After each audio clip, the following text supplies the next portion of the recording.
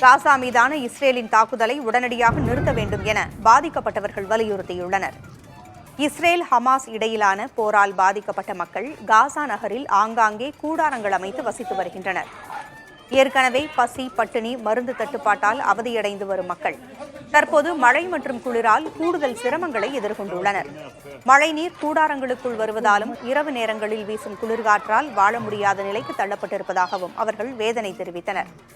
பாதிக்கப்பட்ட மக்களை மாற்று இடங்களுக்கு அனுப்பும் பணியில் பாலஸ்தீன அவசர குழுவினர் மேற்கொண்டுள்ளனர். இஸ்ரேல் ஹமாஸ் இடையிலான போரால் இதுவரை 23 லட்சம் மக்கள் காசாவிலிருந்து வெளியேறியுள்ளதாக மனித உரிமைகள் ஆணையம் தெரிவித்துள்ளது.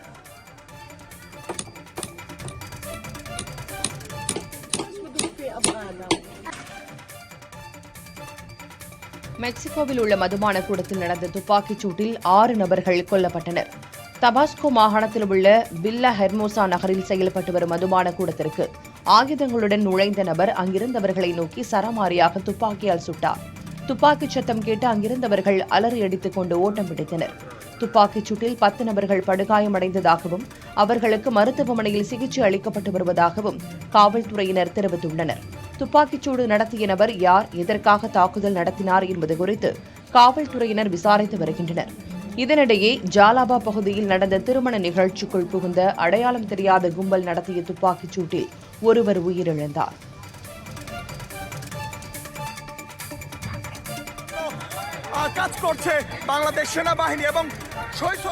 வங்கதேசத்தில் அமைந்துள்ள முகமது யூனுஸ் தலைமையிலான அரசுக்கு எதிராக ஏராளமான மாணவர்கள் போராட்டத்தில் ஈடுபட்டனர். தலைநகர் டாக்காவில் வீதிகளில் இறங்கி போராட்டத்தில் ஈடுபட்ட நூற்றுக்கணக்கான மாணவர்கள் யூனுஸ் அரசுக்கு எதிராக முழக்கங்களை எழுப்பினர். இதனைத் தொடர்ந்து கண்காணிப்பு பணியில் ஈடுபட்டிருந்த பாதுகாப்பு படையினருக்கும் மாணவர்களுக்கும் இடையே தள்ளுமுள்ளு ஏற்பட்டது. வங்கதேச பிரதமர் ஷேக் ஹசீனா அரசு கலைக்கப்பட்டு பொருளாதார நிபுணர் முகமது யூனுஸ் தலைமையில் இடைக்கால அரசு அமைந்தது. வங்கதேசத்தில் நிலவும் பொருளாதார நெருக்கடியை எதிர்கொள்ள யூனுஸ் அரசு தவறிவிட்டதாக கூறி பல்வேறு தரப்பினர் போராட்டங்களை முன்னெடுத்துள்ளனர். அந்தமான் கடற்பகுதியில் சுமார் 5000 கிலோ அளவிலான போதைப் பொருட்கள் பறிமுதல் செய்யப்பட்டுள்ளன.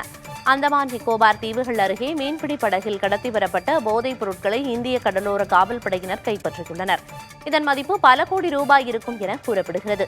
இதுவரை இல்லாத வகையில் கடலோர காவல்படை 5 டன் அளவிலான போதைப் பொருட்களை கைப்பற்றியிருப்பதாக அதிகாரிகள் தெரிவிக்கின்றனர்.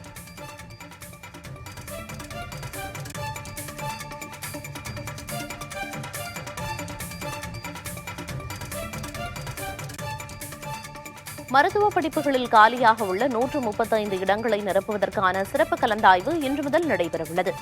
MBBS மற்றும் BDS படிப்புகளில் சேர்வதற்கான கலந்தாய்வு ஆன்லைன் மூலம் 4 சுற்றுகளாக நடைபெற்று முடிந்தது. இதில் 135 இடங்கள் நிரப்பப்படாமல் காலியாக உள்ளன.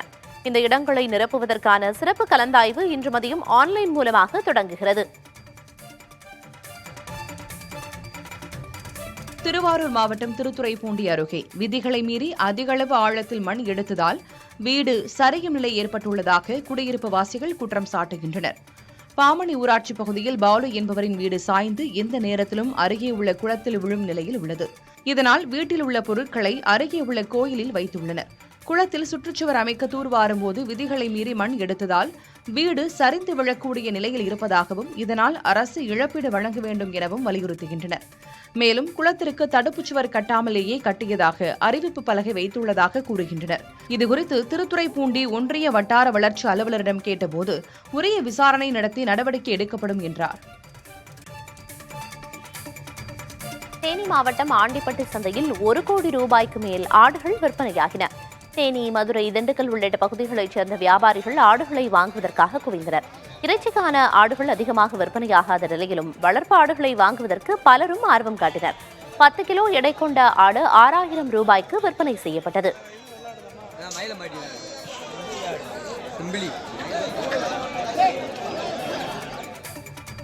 சேலம் மாவட்டம் ஓமலூர் அருகே எறும்பு திண்ணியை 90 லட்சம் ரூபாய்க்கு விற்பனை செய்ய முயன்ற 5 பேரை வனத்துறையினர் கைது செய்தனர். எறும்பு திண்ணியை வேட்டையாடிய கும்பல் அதனை விற்க முயன்றதாக டேனிஸ்பேட்டை வனத்துறைக்கு தகவல் கிடைத்துள்ளது. இதனையடுத்து நடத்தப்பட்ட சோதனையில் 5 பேர் பிடிபட்டனர். அவர்களிடமிருந்து எறும்பு திண்ணி, இருசக்கர வாகனங்கள் பறிமுதல் செய்யப்பட்டன.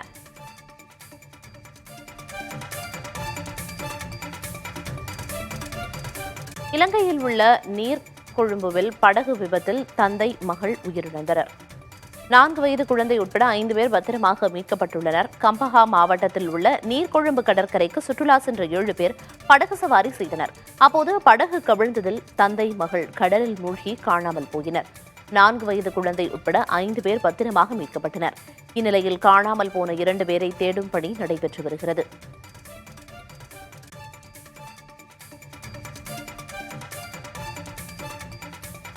சிவகார்த்திகேயன் நடிக்கும் புறநானூறு படத்தில் தெலுங்கு நடிகை ஸ்ரீலீலா அவருக்கு ஜோடியாக நடிக்கவுள்ளார். அண்மையில் இவரின் நடிப்பில் வெளியான அமரன் திரைப்படம் வசூல் ரீதியாகவும் விமர்சனம் ரீதியாகவும் நல்ல வரவேற்பை பெற்றது. சுமார் 300 கோடி ரூபாய்க்கு வசூலித்ததாகவும் கூறப்படுகிறது. மேலும் AR முருகதாஸ் இயக்கத்தில் தனது 23வது திரைப்படத்தில் நடித்து வருகிறார் சிவகார்த்திகேயன். இதற்கிடையே சுதா குங்கரா இயக்கத்தில் உருவாகும் புறநானூறு படத்தில் நடிக்க ஒப்பந்தமாக்கியுள்ளார் சிவகார்த்திகேயன். இந்த படத்தில் நடிக்க ஏற்கனவே நடிகர் சூர்யா ஒப்பந்தமாகியிருந்த நிலையில் சில காரணங்களால் இப்படத்திலிருந்து அவர் விலகியுள்ளார். இப்படம் ஹிந்தி திணிப்பு தொடர்பான கதை என்று கூறப்படும் நிலையில் இதில் வில்லனாக நடிக்க ஜெயம் ரவி மற்றும் நிவின் பாலி ஆகியோருடன் பேச்சுவார்த்தை நடைபெறுவதாக கூறப்படுகிறது. இதில் சிவகார்த்திகேயனுக்கு ஜோடியாக தெலுங்கு சினிமாவில் பிரபல நடிகையாக வலம் வரும் ஸ்ரீலீலா நடிக்கவுள்ளார். இப்படம் மூலம் இவர் தமிழில் முதல் முறையாக அறிமுகமாகிறார். பார்சிலோனாவில் நடைபெற இருக்கும் கார் பந்தயத்தில் நடிகர் அஜித்குமார் பங்கேற்க உள்ளார். இதற்கான பயிற்சியில் நவம்பர் 27ஆம் தேதி முதல் அவர் ஈடுபட உள்ளார். வீனஸ் மோட்டார்ஸ் தனது சமூக வலைதளத்தில் இதற்கான புகைப்படங்களை பகிர்ந்துள்ளது. அதில் சிறப்பான பந்தயத்திற்கு தயார் என்றும் வாழ்த்துக்கள் என்றும் தெரிவித்துள்ளது. இதனை அவரது ரசிகர்கள் வைரலாக்கி வருகின்றனர். சென்னை வேளச்சேரி ஏரியை சுற்றியுள்ள வீடுகளை அகற்ற எதிர்ப்பு தெரிவித்து பொதுமக்கள் போராட்டத்தில் ஈடுபட்டனர். 265 ஏக்கர் பரப்பளவு கொண்ட வேளச்சேரி பல்வேறு காலகட்டங்களில் சுருங்கி தற்போது 55 ஏக்கராக குறைந்துள்ளது. ஏரி ஆக்கிரமிப்புகளை தடுத்து நீர்நிலைகளை மேம்படுத்த நீதிமன்றம் உத்தரவிட்டுள்ளது. இந்நிலையில் ஏரி நீர்பிடிப்பு பகுதிகளிலும் கரையிலும் 800க்கும் மேற்பட்ட வீடுகள் உள்ளன. இந்த வீடுகளை அகற்றும் பணியை அதிகாரிகள் தொடங்கியுள்ளனர். வீடுகளில் நோட்டீஸ் ஒட்டப்பட்டு அதற்கான கணக்கெடுக்கும் பணியை மேற்கொண்டுள்ளனர். இந்நிலையில் வீடுகளை அகற்ற எதிர்ப்பு தெரிவித்து ஜெகநாதபுரம் பகுதியைச் சேர்ந்த மக்கள் வேளச்சேரி நூறடி சாலை அருகே போராட்டத்தில் ஈடுபட்டனர்.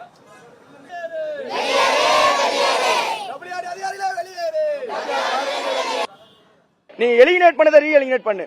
அவங்களுக்கு நீ பட்டாவை கொடுத்தனால கேன்சல் பண்றது தான் சட்டம். நாங்க நீதிமன்றத்துக்கு போறோம் சொல்றோம், அதுக்கான டைம் கொடுங்கன்னு சொல்றோம். அதுக்கான டைம் கூட கொடுக்காம இன்னைக்கு நாங்க எல்லாம் ஒத்துமையா சேர்ந்து இங்க போராடுறோம். நாங்க இங்க இருந்து போக மாட்டோம் சொல்றது.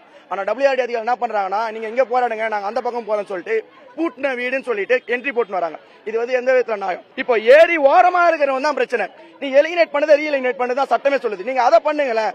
அதை பண்ணாம எதுக்கு இந்த ஓரமா இருக்கிறவங்களை தொடறீங்க? எங்களுக்கு அதுதான் பிரச்சனை. எங்களுக்கு கொஞ்சம் டைம் கொடுங்க, நாங்க நீதிமன்றமாவது போறோம். அதே மாதிரி இந்த WP நம்பர்ல எல்லா ஏரியுமே தானே இருக்கு. இந்த வேளச்சேரி ஏரி மட்டும் இல்லையா? ஏன் இதை மட்டும் தொடறீங்க? கர்நாடகாவில் KGF தொழிலாளர்களின் வேலைநிறுத்த போராட்டத்திற்கு திரைப்பட இயக்குநர் ப. ரஞ்சித் ஆதரவு தெரிவித்துள்ளார். கர்நாடக மாநிலம் கோலார் மாவட்டத்தில் இயங்கி வரும் மத்திய அரசின் பொதுத்துறை நிறுவனமான பாரத் எர்த் மூவர்ஸ் லிமிடெட் எனும் PEML நிறுவனத்தில் சுமார் 20 ஆண்டுகளுக்கும் மேலாக பணியாற்றி வரும் ஒப்பந்த தொழிலாளர்கள் போராட்டத்தில் ஈடுபட்டுள்ளனர். பணி நிரந்தரம், ஊதிய உயர்வு உள்ளிட்ட கோரிக்கைகளை வலியுறுத்தி 20 நாட்களுக்கும் மேலாக அவர்கள் வேலை நிறுத்தத்தில் ஈடுபட்டுள்ளனர்.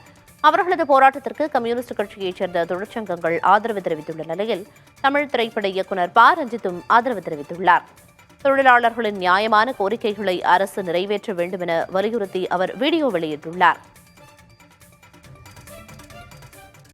ஒரு அடிப்படையான ஒரு நியாயமான கோரிக்கையை புரிந்து கொண்டு அவர்களுடைய போராட்டத்தை மேலும் தீவிரப்படுத்தாமல் அவர்களுடைய கோரிக்கையை நிறைவேற்றும்படி நீலம் பண்பாட்டு மையம் கோரிக்கை வைக்கிறது. தொழிலாளருடைய போராட்டம் வெற்றி பெற எங்களுடைய வாழ்த்துக்கள். ஜெய்பீம். தேனி மாவட்டம் ஆண்டிப்பட்டி அருகே மக்காச்சோள பயிர்களை காட்டுப்பன்றிகள் சேதப்படுத்தி வருவதால் விவசாயிகள் வேதனையடைந்துள்ளனர். பிச்சம்பட்டி மலையடிவார பகுதியில் 50க்கும் மேற்பட்ட ஏக்கரில் மக்காச்சோள பயிர்கள் சாகுபடி செய்யப்பட்டுள்ளன. இந்நிலையில் நக்கலக்கரடு மலையடிவாரத்திலிருந்து மாலை மற்றும் இரவு நேரங்களில் கூட்டமாக ஊருக்குள் வரும் காட்டுப்பன்றிகள் மக்காச்சோள பயிர்களை சேதப்படுத்துகின்றன. இதனால் வேதனையடைந்துள்ள விவசாயிகள் காட்டுப்பன்றிகளை கட்டுப்படுத்த வேண்டும் என கோரிக்கை விடுத்துள்ளனர். இதுகுறித்து ஆண்டிப்பட்டி வனச்சரகரிடம் கேட்டபோது ஆய்வு மேற்கொண்டு காட்டுப்பன்றி கூட்டத்தை கட்டுப்படுத்த நடவடிக்கை எடுப்பதாக தெரிவித்துள்ளார்.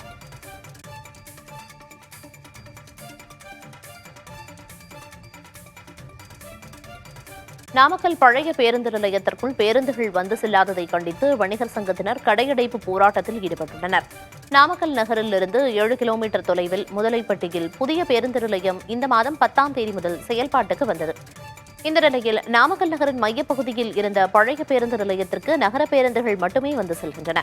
இதனால் மற்ற பேருந்துகள் சாலையிலேயே பயணிகளை இறக்கிவிடுவதால் பேருந்து நிலையத்தில் உள்ள கடைகளில் வியாபாரம் பாதித்துள்ளதாக குற்றம் சாட்டியுள்ளனர். இதனால் நாமக்கல் நகரில் உள்ள அனைத்து கடைகளையும் அடைத்து போராட்டத்தில் ஈடுபட்டுள்ளனர். பால் விற்பனை நிலையங்கள் மட்டும் செயல்படுகின்றன.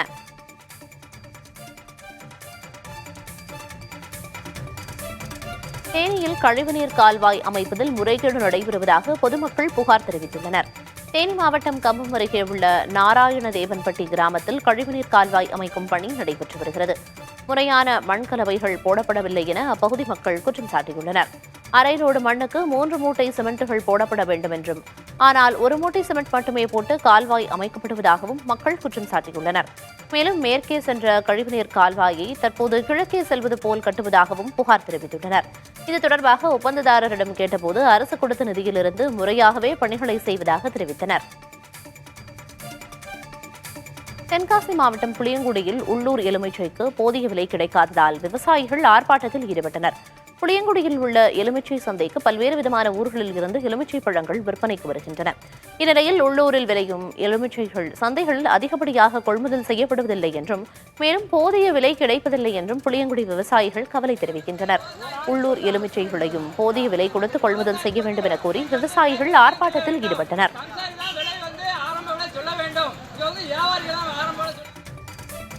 சேலத்தில் நடைபெற்ற தென்னிந்திய அளவிலான வலுதூக்கும் போட்டியில் தமிழக அணி ஒட்டுமொத்த சாம்பியன்ஷிப் பட்டத்தை பெற்றது. இப்போட்டியில் தமிழ்நாடு, கர்நாடகா, தெலுங்கானா, ஆந்திரா, கேரளா மற்றும் புதுச்சேரியைச் சேர்ந்த 250க்கும் மேற்பட்ட வீரர் வீராங்கனைகள் பங்கேற்றனர். 50 கிலோ முதல் 120 கிலோ எடை வரை உள்ளவர்களுக்கு ஸ்குவாட், பெஞ்ச் பிரஸ், டெட்லிஃப்டிங் என 9 பிரிவுகளில் போட்டிகள் நடத்தப்பட்டன. இதில் 329 புள்ளிகள் பெற்று தமிழ்நாடு ஒட்டுமொத்த சாம்பியன்ஷிப் பட்டத்தை தட்டிச் சென்றது. கேரளா 2ஆம் இடமும் ஆந்திரா 3ஆம் இடமும் பெற்றன.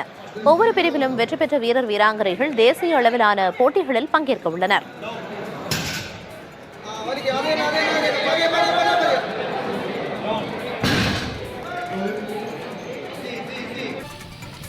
சென்னையை அடுத்த பூந்தமல்லி அருகே சாலையில் குளம் போல தேங்கிய கழிவுநீரால் வாகன ஓட்டிகள் அவதியடைந்துள்ளனர்.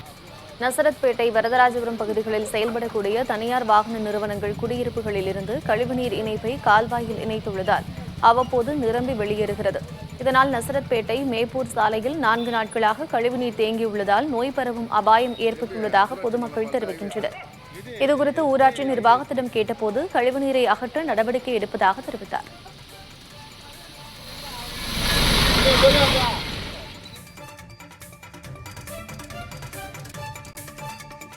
கனமழை எச்சரிக்கை காரணமாக ராமநாதபுரம், நாகை மாவட்ட மீனவர்கள் கடலுக்கு மீன்பிடிக்க செல்லவில்லை.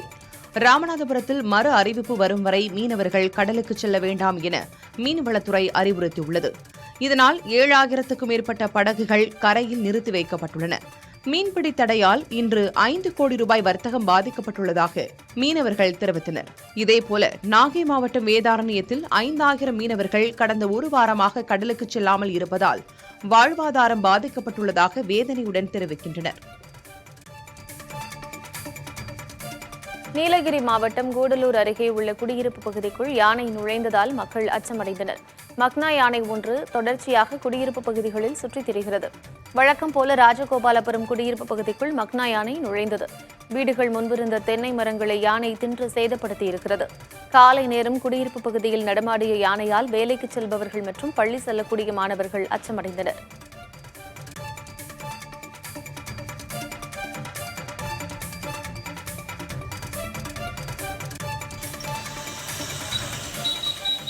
திருவண்ணாமலை மாவட்டம் ஆரணியில் அரசு பேருந்து நடத்துனரை தாக்கிய கும்பல் மீது புகார் அளிக்கப்பட்டுள்ளது. ஆரணி டவுன் புதிய பேருந்து நிலையத்திலிருந்து கூடலூர் நோக்கிச் சென்ற பேருந்தில் சில இளைஞர்கள் ஏறியதாக கூறப்படுகிறது. மதுபோதையில் இருந்த அந்த இளைஞர்கள் பயணச்சீட்டு வாங்கும்போது நடத்துனரை தாக்கிவிட்டு தப்பியோடியதாக கூறப்படுகிறது. இதனையடுத்து பேருந்து ஓட்டுநர் பயணிகளுடன் பேருந்தை காவல் நிலையத்திற்கு கொண்டு சென்றார். அங்கு தாக்குதல் நடத்திய கும்பல் குறித்து நடத்துனர் புகார் அளித்தார்.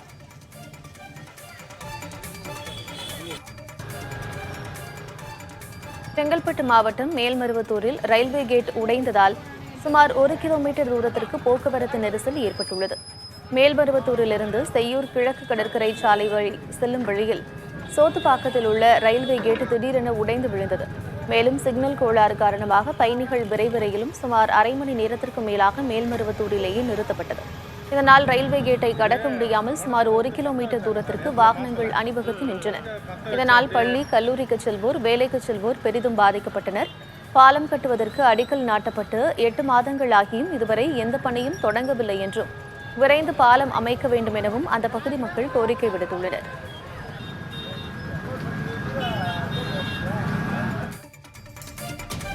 ஈரோடு மாவட்டம் கோபிச்செட்டிப்பாளையம் அருகே வாழைத்தார் ஏற்றிச் சென்ற மினி வேன் கவிழ்ந்து விபத்திற்குள்ளானது. சத்தியமங்கலத்திலிருந்து கோபிச்செட்டிப்பாளையம் நோக்கி வாழைத்தார்களுடன் மினி வேன் சென்றது. அப்போது அரசூர் என்ற இடத்தில் வேன் ஓட்டுநரின் கட்டுப்பாட்டை இழந்து சாலையோரம் இருந்த வீட்டின் மீது மோதி கவிழ்ந்தது. விபத்தில் காயமடைந்த வேன் ஓட்டுநர் ஷேக் முகமதை அந்த பகுதி மக்கள் மீட்டு சிகிச்சைக்காக மருத்துவமனைக்கு அனுப்பி வைத்தனர். இந்நிலையில் விபத்து தொடர்பான சிசிடிவி காட்சிகள் வெளியாகியுள்ளன.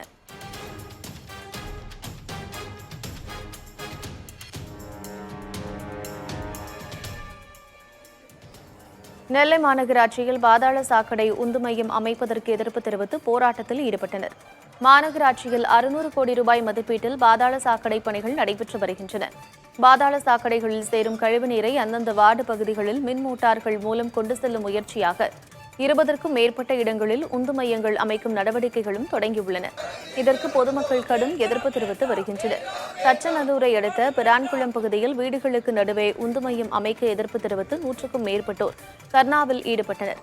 ஊருக்குள் உந்து மையம் அமைத்தால் குடியிருப்பு பகுதி முழுவதும் துர்நாற்றம் வீசக்கூடும் என்று குற்றம் சாட்டினர். தனுஷ் இயக்கியுள்ள நிலவுக்கு என்மேல் என்னடி கோபம் என்ற படத்தின் 2வது பாடல் இன்று வெளியாகிறது. ராஜ்கிரண் நடித்த பவர் பாண்டி திரைப்படம் மூலமாக இயக்குநராக அறிமுகமான நடிகர் தனுஷ் தனது 50வது படமான ராயன் திரைப்படத்தை அவரே இயக்கி நடித்திருந்தார். இந்த படம் நல்ல வரவேற்பை பெற்ற நிலையில் 3வது படமாக நிலவுக்கு என்மேல் என்னடி கோபம் என்ற படத்தை இயக்கியுள்ளார். இந்த படத்தில் நடிகர் தனுஷின் சகோதரி மகன் பவிஷ் கதாநாயகனாக நடிக்கிறார். மேலும் அனிகா சுரேந்திரன், பிரியா பிரகாஷ் வாரியர், மேத்யூ தாமஸ் ஆகியோரோடு நடிகை பிரியங்கா மோகன் கேமியோ ரோலில் நடித்திருக்கிறார். இந்த படத்தின் முதல் பாடலாக வெளியான கோல்டன் ஸ்பாரோ ரசிகர்களிடம் நல்ல வரவேற்பை பெற்றது. தொடர்ந்து இந்த படத்தின் 2வது பாடலான காதல் ஃபெயில் என்ற பாடல் இன்று வெளியாகிறது. இந்த படத்திற்கு ஜிவி பிரகாஷ் குமார் இசையமைத்திருக்கிறார்.